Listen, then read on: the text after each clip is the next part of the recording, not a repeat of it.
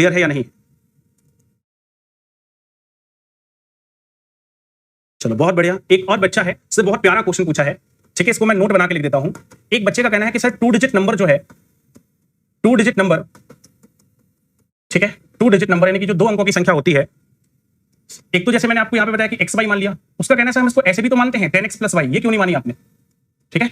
एक बच्चे ने पूछा है कि सर ये जो आपने नंबर है वो 10x + y जो है ये भी तो 2 अंकों की संख्या है, ये क्यों नहीं मानी आपने, यही क्यों मानी? ठीक है, तो मैं आपको समझाता हूं थोड़ा सा डिटेल में। बहुत अच्छा क्वेश्चन है, इसका जवाब जरूर दिया जाएगा। ठीक है, इसका जवाब मैं आपको देता हूं। बढ़िया प्यारा सा क्वेश्चन पूछा इस बच्चे ने, इस बच्चे के लिए तालियां बनती है जिसने भी क्वेश्चन पूछा है। ठीक है, देखो समझना पार्ट। जैसे 2 अंकों की संख्या हमारे पास एक है 26, ठीक है, तो यहां पर मैंने कहा कि x की वैल्यू हमारे पास 2 हो गई और y की वैल्यू कितनी होगी 6, तो हम इसको x × y मान सकते हैं, मतलब xy मान सकते हैं। और इसी नंबर को हम ऐसे भी लिख सकते हैं 10 × 2 और +6 × 1, ठीक है, या 1 × 6 लिख लो, 1 × 6 ऐसे भी लिख सकते हैं इसको। ये 1 यहां पे क्या बता रहा है, 1 बता रहा है इकाई का अंक, ये 10 क्या बता रहा है, दहाई का अंक। इकाई का अंक हमारे पास कितना है 6 है, दहाई का अंक हमारे पास कितना है 2 है, ये हमारे पास बता रहा है। तो अगर मैं इसके बिहाफ पर इसको मानना चाहूं तो यहां पर मैं लिख सकता हूं 10, इसको मैंने x लिख लिया और यहां पे 1 का कुछ नहीं, तो यहां पे 10x + y। तो अब देखें, इसीलिए 2 अंकों की जब भी हमें संख्या माननी होती है, 2 डिजिट नंबर जब भी हमें मानना होता है 2 डिजिट नंबर, तो हम 2 डिजिट नंबर 2 तरीके से मानते हैं। एक तो हम xy मानते हैं और एक हम लोग 10x + y के फॉर्म में मानते हैं। अब बात आती है कि सर ये कब मानोगे और ये कब मानोगे, दोनों को मैं बता देता हूं। नॉर्मली हमारे पास 2 डिजिट का नंबर यही होगा। नॉर्मली हम लोग 2 डिजिट का नंबर क्या मानेंगे, xy मानेंगे। ये कब मानेंगे, अगर कहीं पर भी इंटरचेंजिंग ऑफ डिजिट की बात हो रही हो, इंटरचेंजिंग ऑफ डिजिट्स, अंकों को परस्पर बदलने की बात हो रही हो, अंकों को परस्पर बदलने की बात हो रही हो, ठीक है, तब हम लोग 10x + y मानते हैं। ठीक है, तो यहां पर आपको ये बात समझनी है कि 2 डिजिट नंबर अगर हमें मानना हो तो हम xy कब मानते हैं, नॉर्मली मैंने कहा xy मानते हैं, लेकिन अगर कहीं पर परस्पर संख्याओं के बदलने की बात करी जा रही हो तो वहां पर हम 10x + y के फॉर्म में मानते हैं। और ये बनता कैसे है उसके बारे में मैंने आपको एक्सप्लेन किया कि नॉर्मल है, उसी को जब हम ऐसे तोड़ते हैं तो हमारे पास इस तरीके का फॉर्म आ जाता है। ठीक है, चलिए अगले क्वेश्चन पर आपको लेकर चलता हूं मैं। ये आपका एक और बेहतरीन सा क्वेश्चन है, इसको समझने का प्रयास करना, इसका आंसर हम लोग निकालेंगे। ठीक है, देखो यहां पे इन्होंने कहा कि मान लीजिए कि ए बी हमारे पास क्या है, ए बी एक नंबर है जहां पर इन्होंने कहा कि ए और बी बराबर नहीं होंगे। इन्होंने कहा कि आपको अपने मन से एक संख्या माननी है ए बी, जहां पर ए और बी की वैल्यू आपस में बराबर नहीं होंगी, और ये नंबर कैसा होगा, 2 अंकों का प्राइम नंबर होगा। इन्होंने कहा कि ए बी जहां पर ए और बी बराबर नहीं है, वो 2 अंकों की एक अभाज्य संख्या होगी। ए बी जहां A is not equal to B है, एक 2 अंकों की अभाज्य संख्या है। और किस प्रकार से है, इस प्रकार से है कि b a is also a prime number. देखो बी ए का मतलब क्या हुआ, बी ए का मतलब हुआ कि अगर हम डिजिट को पलट दें, अगर हम डिजिट को पलट दें तो पलटने पर भी जो नंबर आएगा वो क्या होगा, एक प्राइम नंबर होगा, ऐसा उन्होंने बताया। तो उन्होंने कहा बताइए कि ऐसे कितने नंबर पॉसिबल है, नहीं उन्होंने ये नहीं कहा कि ऐसे कितने नंबर पॉसिबल, उन्होंने कहा ऐसे सभी नंबर का सम बताओ। बहुत जबरदस्त क्वेश्चन है, पूरा दिमाग की बत्ती खोलने वाला क्वेश्चन है। सबसे पहले ए बी 2 अंकों की हमें एक संख्या माननी है, 2 अंकों की जो संख्या उसमें ए और बी बराबर नहीं होंगे, 2 अंकों की प्राइम नंबर हमें लेने हैं, और जो भी प्राइम नंबर होगा उसको पलटेंगे, रिवर्स करेंगे, उल्टा करेंगे, तब भी उन्होंने कहा प्राइम नंबर ही आना चाहिए। जैसे मैं आपको समझाता हूं, जैसे हमारे पास क्या हम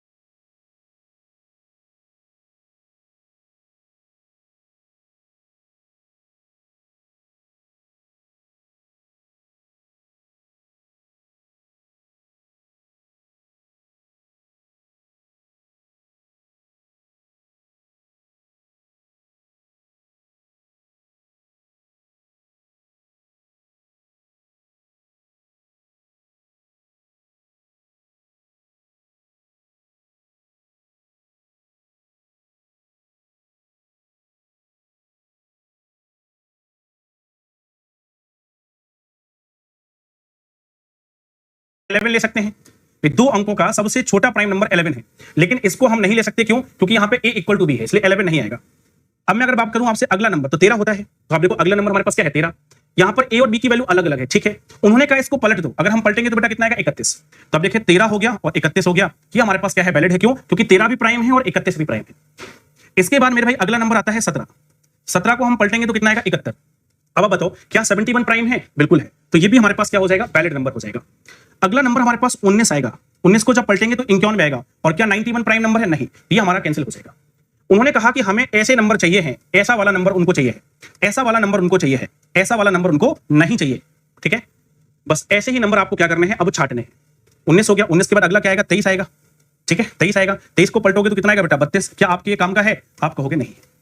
ठीक है, क्वेश्चन तो समझ में आ गया कि क्वेश्चन क्या कह रहा है। क्वेश्चन क्या कह रहा है मुझे पूरी उम्मीद है कि आपको समझ में आ गया होगा।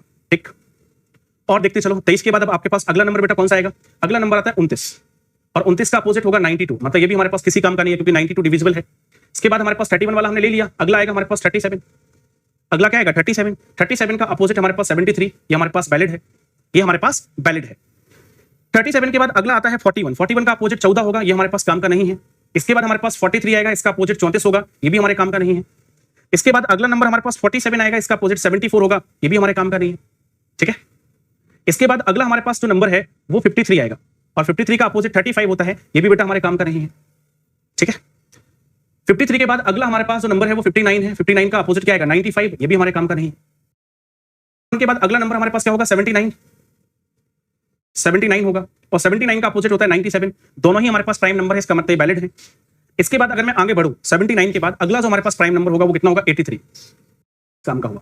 उन्होंने कहा कि इन सारे नंबर का अगर हम योग करें, सम करें, तो उसकी वैल्यू कितनी 98 होता है, ये हमारे पास किसी काम का नहीं है। और अगला प्राइम नंबर 97 है, वो हमारे पास लिखा हुआ है। तो देखो आपके पास केवल ये नंबर हुए 13, 31, 17, 71। ठीक है, ये हमारे पास काम का हुआ 37, 73, और ये हमारे पास काम का हुआ। उन्होंने कहा कि इन सारे नंबर का अगर हम योग करें, सम करें, तो उसकी वैल्यू कितनी आएगी। अब आप देखो यहां पर सभी का यूनिट डिजिट अलग लगा रहे हैं, तो पूरा ऐड करने की जरूरत नहीं है। 7 और 9, 9 और 7 कितना हो गया 16, 16 में बेटा 3 जोड़ोगे कितना 19, 19 में 7 जोड़ोगे कितना 26, 26 में 1 जोड़ोगे कितना 27, 27 में 7 जोड़ोगे तो कितना 34, 34 में 1 जोड़ोगे तो कितना 35, और 35 में 3 जोड़ोगे तो कितना 38, यानी कि इकाई के अंक पर 8 आएगा, जो कि केवल एक ही ऑप्शन में आ रहा है। तो यही हमारा उत्तर है।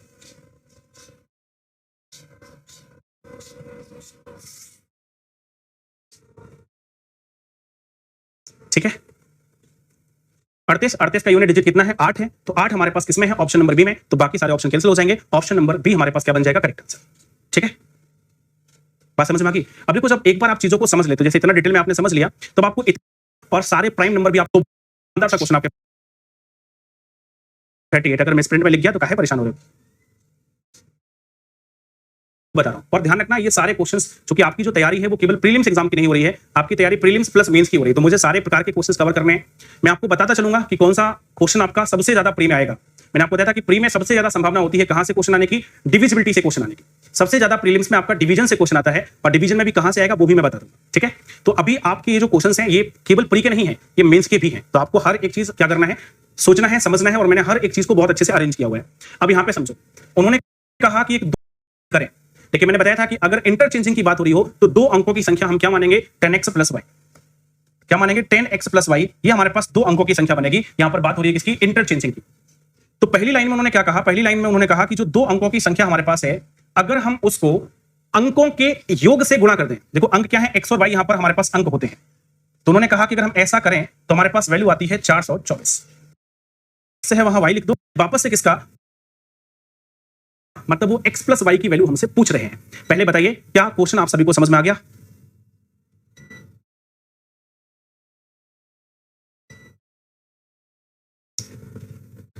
ठीक है, अब देखो अभी कुछ गधे अभी भी पूछे कि सर ये 10 कहां से आया, जबकि मैंने देखो अभी बताया था, तुम्हारे दिमाग में घुसाया था ये बात कि 10 हमारे पास कहां से आया, लेकिन तुम सुनोगे नहीं, तुम सुनते मुनते हो नहीं, पढ़ते लिखते हो नहीं, है ना, पढ़ा तुम पे जावे ना।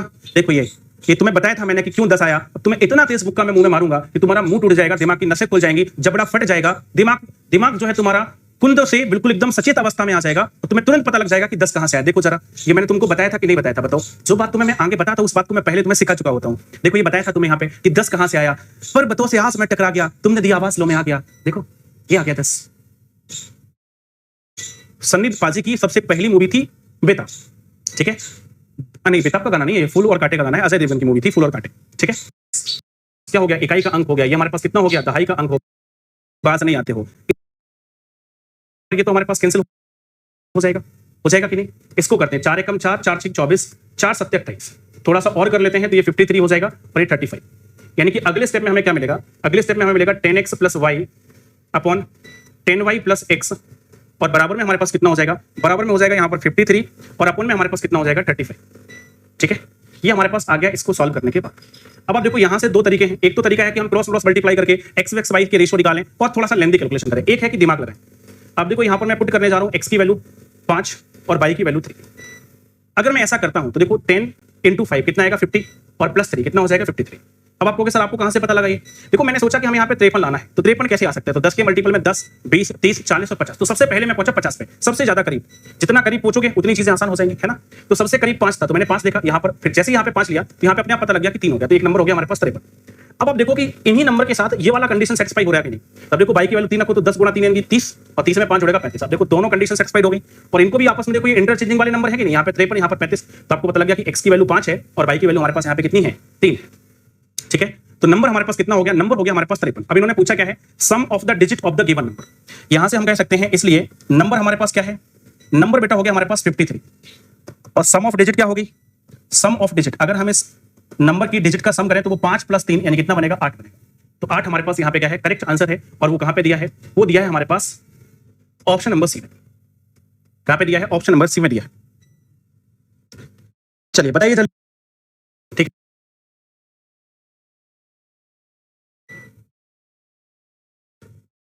चलो, तो कई सारे लोगों का कारण आ रहा है, जिसमें एक कारण है कि सर डिजिट इंटरचेंज हुई थी इसकी वजह से। नहीं, ये सही जवाब नहीं है। बहुत बढ़िया, बहुत सारे लोगों का यहाँ पे सही जवाब आ रहा है क्योंकि उन्होंने नंबर की डिजिट का सम पूछा है। तो ध्यान रखना, हम ऑप्शन से तभी कर सकते हैं, बाया ऑप्शन हम केवल तभी कर सकते हैं जब उन्होंने हमसे नंबर पूछा हो। अगर वो हमसे नंबर पूछते तो हम बाया ऑप्शन कर सकते थे, लेकिन अगर वो कभी भी कह दे कि नंबर की डिजिट का सम बताओ या नंबर की डिजिट का प्रोडक्ट बताओ या नंबर की डिजिट को हम डिवाइड करेंगे तो क्या रिजल्ट आएगा, ऐसा कुछ भी पूछेंगे तब हमारे पास बेसिक मेथड ही काम आएगा। नंबर पूछेगा तब आपके पास ये दो ऑप्शन बनते हैं, लेकिन अगर नंबर नहीं पूछा उन्होंने सम ऑफ डिजिट पूछ लिया। मैंने मान लिया कि 5 प्राइम नंबर हमारे पास ए, बी, सी, डी और ई है। ये हमारे पास 5 प्राइम नंबर है और मैंने इनको असेंडिंग ऑर्डर में यानी कि बढ़ते हुए क्रम में मान लिया है। ठीक है, अकॉर्डिंग टू द क्वेश्चन। उन्होंने कहा कि जो पहले 4 हैं उसका प्रोडक्ट ये है। पहले 4 का मतलब ए, बी, सी और डी, इनका प्रोडक्ट उन्होंने दे रखा है 11,935। ठीक है, इसके अलावा उन्होंने कहा कि जो अंतिम 4 है, अंतिम 4 कौन से हुए? अंतिम 4 ये हुए भाई, पहले 4 ये हैं, अंतिम 4 ये हैं, मतलब बी, सी, डी और ई, इनका जो प्रोडक्ट है वो उन्होंने बताया कितना है? 97,867। ये हमारे पास यहां पर वैल्यू दी हुई है। ठीक है, इसके अलावा उन्होंने क्या कहा? उन्होंने कहा कि जो लार्जेस्ट प्राइम नंबर है उसको एम नाम देना है। देखो लार्जेस्ट प्राइम नंबर क्या है? ई, उसको नाम देना है एम। और जो स्मॉलेस्ट प्राइम नंबर है, मतलब जो सबसे छोटी अभाज्य संख्या है, उसको नाम देना है एन। इन्होंने कहा कि सबसे बड़ी संख्या को एम कह दो, सबसे बड़ी अभाज्य संख्या, और सबसे छोटी अभाज्य संख्या को क्या कह दो? एन कह दो। ये कह रहे हैं कि बताइए जो m + n की वैल्यू आएगी वो निम्नलिखित में से किससे डिविजिबल होगी? तो सबसे पहले आपका काम क्या है? सबसे पहला आपका काम है कि आप m की वैल्यू पता करें और आप n की वैल्यू पता करें, क्योंकि जब m पता होगा, जब n पता होगा, जब m और n की वैल्यू पता होगी, जब m आपको पता होगा कितना है, जब आपको n पता होगा कितना है, तभी आप m + n निकाल पाएंगे, और जब आपके पास m + n की वैल्यू आ पाएगी तभी आप उत्तर भी निकाल पाएंगे। ठीक है, ये बात आपको इतनी तो क्लियर होगी।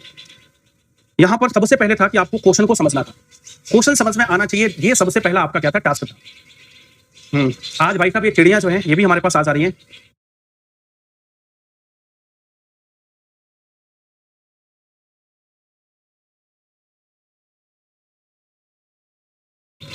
ठीक है, चलो, आज चिड़ियों का बास भी हमारे स्टूडियो में हो गया है, मैंने गेट खोल दिया था और ये भी आ गई है ना। चलो बढ़िया। अब आप देखो, आपको पता है कि हम इनको कैसे सॉल्व कर सकते हैं। तो ये बड़े बड़े नंबर्स हैं और देखिए होती हैं तो उनको हम छोटे छोटे भागों में बांट लेते हैं, और जब आप उनको छोटे छोटे भागों में बांट लेते हो तो हमेशा उनकी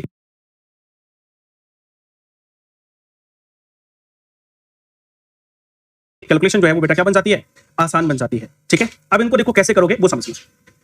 अगर किसी भी नंबर के इकाई के अंक पे 5 है तो उसका एक फैक्टर 5 बनेगा, ये कंफर्म है।